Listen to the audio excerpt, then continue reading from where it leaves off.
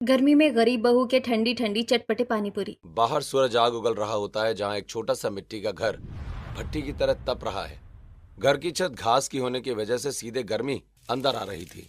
जहाँ उस घर की बहू राधिका रसोई में पसीने से तरबतर होकर रोटियां सेक रही होती है, तभी शांति वहाँ आकर, राधिका बेटा, जल्दी से सबको खाना परोस दो। गर्मी के मारे तो जान निकली जा रही है।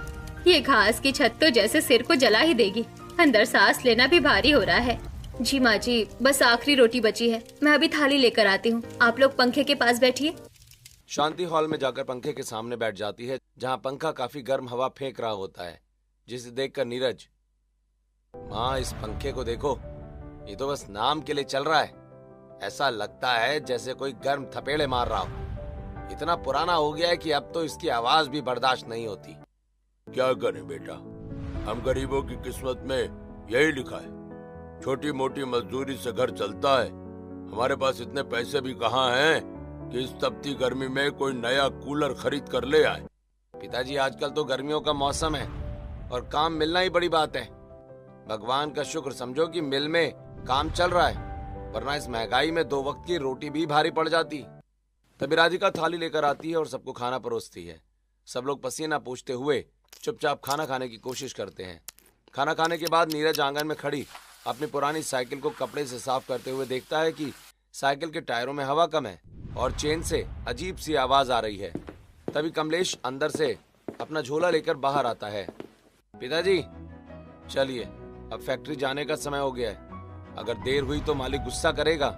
मैंने साइकिल थोड़ी साफ कर दी है, पर ये कब जवाब दे जाए कुछ कह नहीं सकते। हाँ नीरज, ये साइकिल तो अब जवाब देने लगी है। कितनी बार रास्ते में बंद हो जाती है। तुम लोग इसे बदल क्यों नहीं देते? धूप में धक्का मार कर ले जाना बहुत भारी पड़ता होगा। माँ, पैसे कहाँ हैं जो नई साइकिल ले लें? जो थोड़ा बहुत बचता है वो घर के खर्च में ही निकल जाता है। फिलहाल तो इसी पुरानी सवारी से काम चलाना पड़ेगा।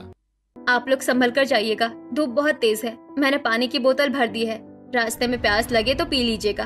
भगवान करे आज फैक्ट्री में काम थोड़ा हल्का रहे। ठीक है बहू, हम चलते हैं। तुम और शांति अपना ख्याल रखना।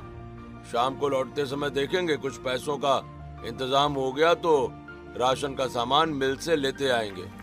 कमलेश साइकिल के पीछे बैठता है और नीरज आगे बैठकर पैडल मारता हुआ धूप में निकल जाता है। शांति और राधिका दरवाजे पर खड़ी होकर उन्हें दूर तक जाते हुए देखती रहती हैं। नीरज और कमलेश के जाने के बाद राधिका घर की साफ सफाई, झाड़ू और पोछा खत्म करके थककर जमीन पर बैठती ही है कि शांति 2 खाली मटके लेकर पास आती है। राधिका बेटा, घर में पीने का पानी बिल्कुल खत्म हो गया है और प्यास के मारे गला सूख रहा है। तुझे